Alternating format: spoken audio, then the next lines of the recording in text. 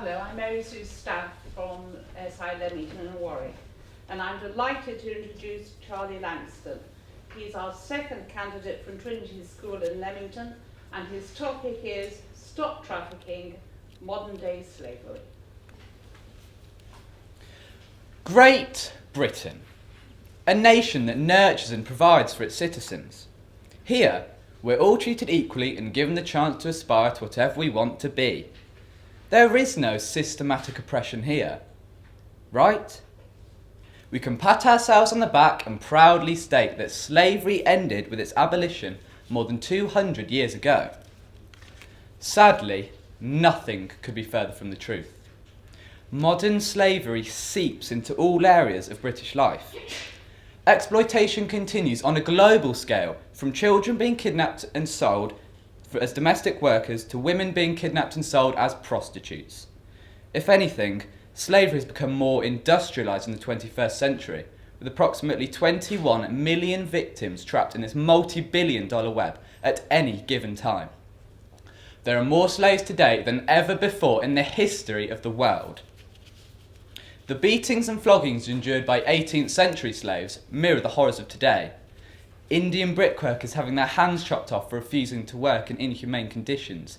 Children's fingers bleeding from overwork being dipped in oil and set alight. Now, one of the worst forms of contemporary slavery is the horrific industry of sex trafficking. Women and children are lured with offers of legitimate work, while others are promised marriage, education, and a better life abroad. Passed between traffickers, they move further and further from their home countries. They arrive disorientated, vulnerable, and dependent on their trafficker.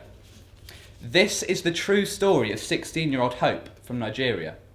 Forced into an abusive and violent marriage, she escaped only to meet a man who promised her a new life with work and education, supplying her with a false passport to get to London. In our capital city, she endured physical and psychological torture and was deprived of food and sleep. I apologise for the graphic detail, but I feel it's vital we know the full extent of her suffering.